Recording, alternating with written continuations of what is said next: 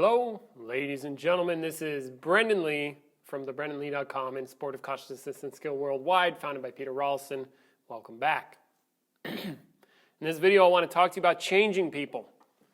I got a query from somebody on the internet. They came through, they made a post on my forum. Hey, you're invited to check that out, do that. And it's for the purpose of other people becoming, working on becoming more conscious. And if you have any questions, you can post them there.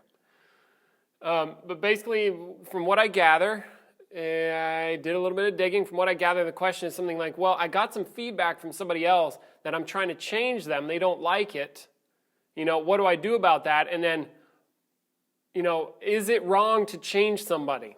Well, here's some tricky stuff. Within consciousness work, as far as I can tell, one of the main reasons, like when I do workshops here, and we just finished up a fall retreat, which was excellent, tons of hard work. In the work that I do, it's called, consciousness work. Many people, myself included, when I first started doing this type of work, the reason that I wanted to do the work in the first place was because I had an undesirable experience of myself, and I wanted to change that. I wanted to be free from my own suffering, which, hey, who doesn't, you see? And that seems to be the main reason why people get involved in the first place. Now, the tricky thing with that is, and I did a whole video on this prior, where if that is the reason that you're getting into doing consciousness work, you will be viewing the work from the perspective of, how does it make me better? What's the use and the value here? Where do I get the value? And what is the value? The value is, am I essentially feeling better? Am I suffering as much as I was? You see, it's like, am I getting over my suffering? Is this fixing me? Am I no longer broken? Like, these types of considerations seem to be like the bread and butter.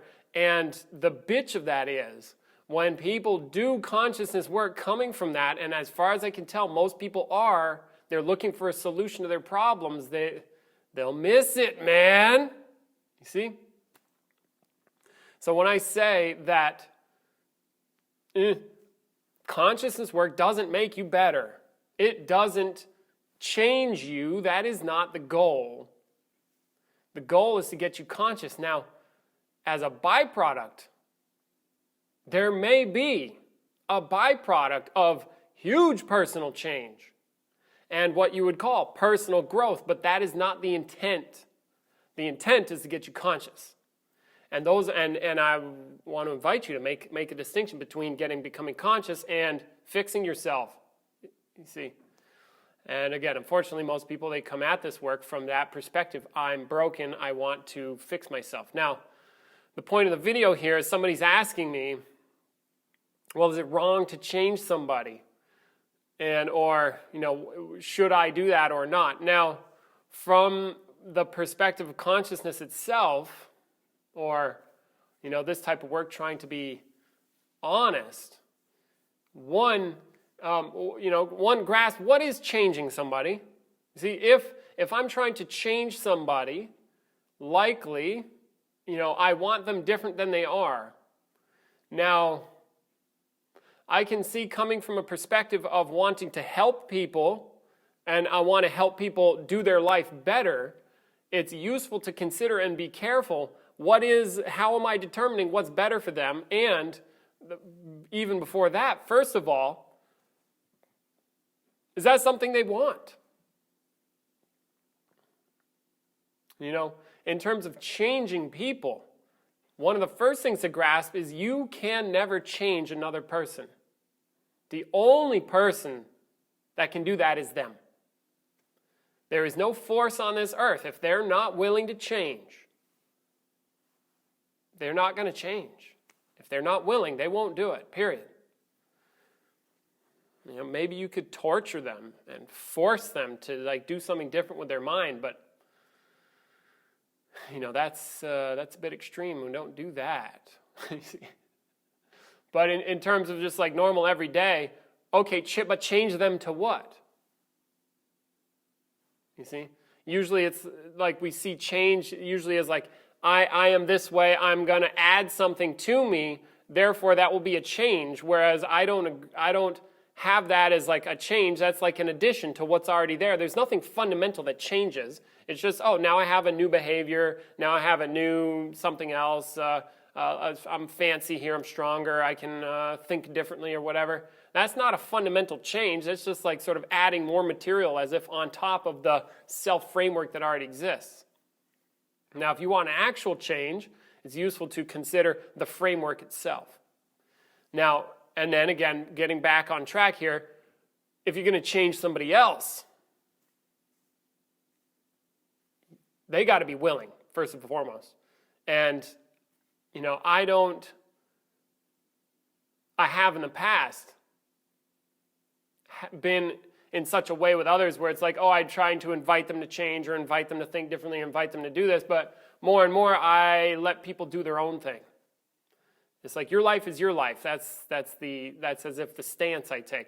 Now, is there anything wrong with trying to get somebody to change? Well, ultimately, no. There is no like right and wrong. It's just whether you're trying to change them. Okay.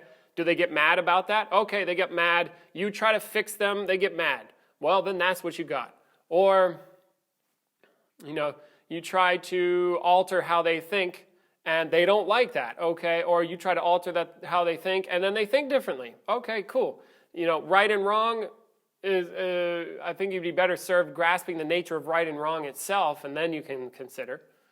That's more fun because right and wrong's all made up anyway, you see. So there is nothing like inherently wrong with trying to change somebody. It's just they might not like it, and if they're not willing, they're not going to do it. So based on the letter, my sense is, and again, that's my sense, what is your motivation for wanting them to change in the first place? I would question that. If you're coming from a place of, well, I somehow know what's best for them, and then they need to change so that I feel better, I wouldn't say this is a wise course of action. You can do it, because it's your life. But I don't think that's wise. It doesn't seem to be fruitful.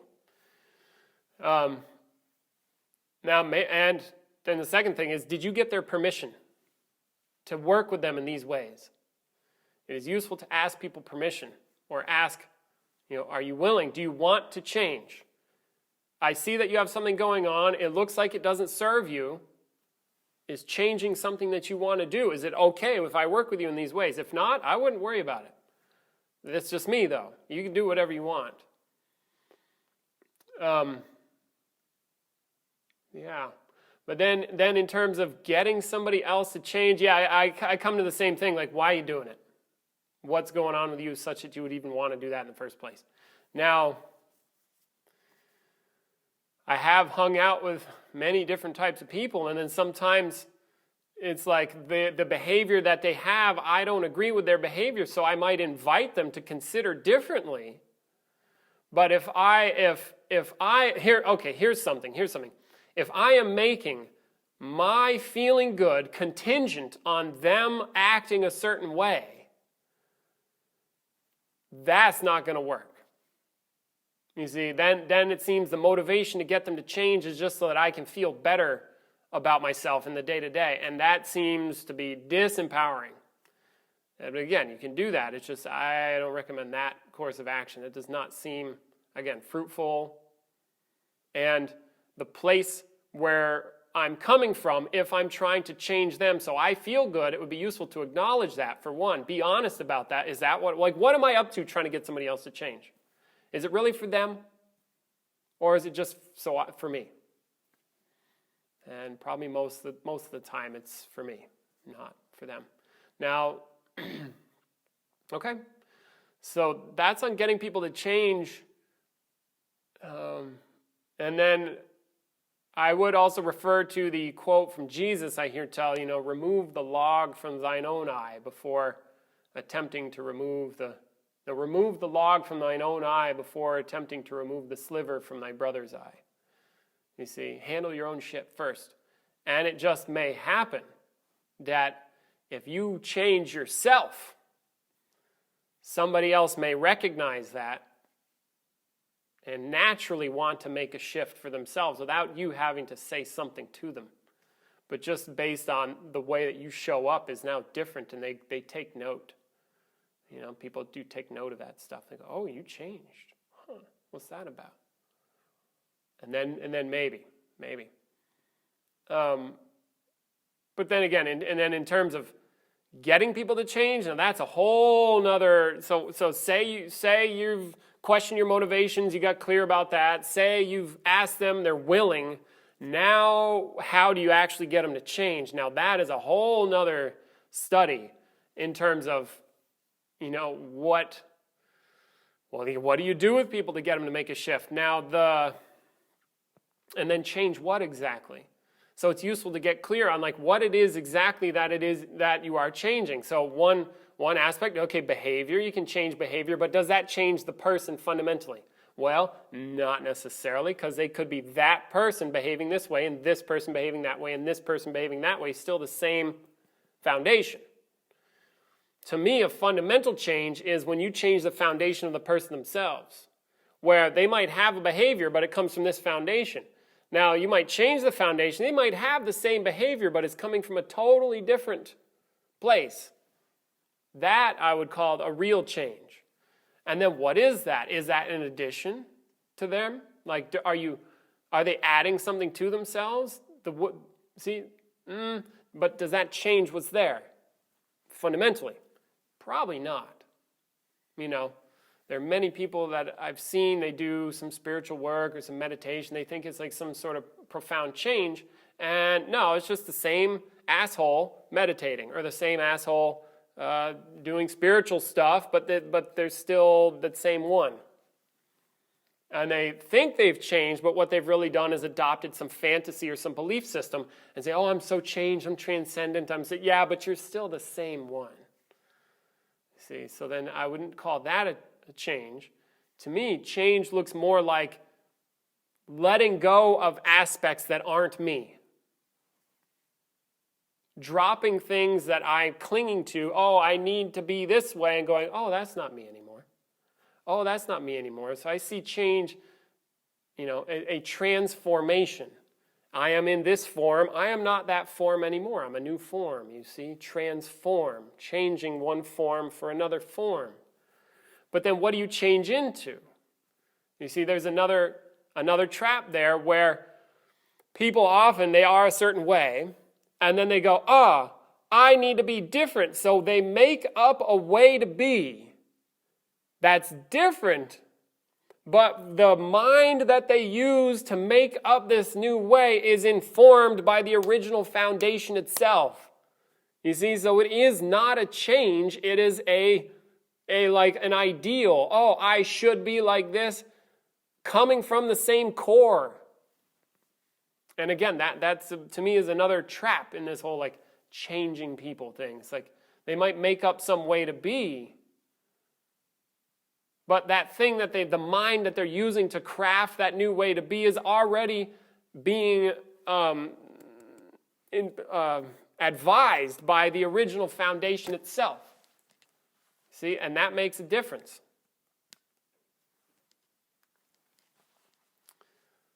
The original foundation is not going to be up for changing itself. Like the one you are, the perspective that you have now, may find change, like actual change, may come across as a threat. Why? Because the one you are is no longer. So it might come across like I'm dying here, or something close to the neighborhood of death, or some kind of a death of sorts. That is, to me, in the direction of change. Now, I'm not saying it's oh, you should eradicate yourself completely. You see, what am I telling you what to do? No, I'm just giving you a perspective about change and something to consider. And again, you do it. It's your life. Change or no change. You're going to live, you're going to do stuff, and you're going to die. And then, so what? You see, change or not. See, but then the question is well, how do I change other people? Is that wrong? That's up to you to decide. You figure it out. And you might get feedback from others that they don't want you to change them. Of course they don't. Why would they? You know? Do you know so much? You're going to help them do what? So it's kind of tough. It's kind of tough. You know, because I'm thinking back on some of my, say, like my intimate relationships where, you know, maybe I'm with somebody and they have certain stuff that they do that is disempowering. And then they complain about it. Well, that's a sort of different deal where I'm like, well, hey, if you're complaining about it, do something about it. And here's the thing to do. But then that goes over real well. And by real well, I mean terrible. Okay? No, they're not. Especially in intimate relationships, I would not advise trying to change the other person because what the fuck? You got to love them the way they are. And if you don't, that's a problem. But then again, you know, you do as you do. But in terms of actual growth and real change, I find it incredibly rare. You're never going to get somebody else to change unless they really want to. But then again, it's still never going to be you changing them.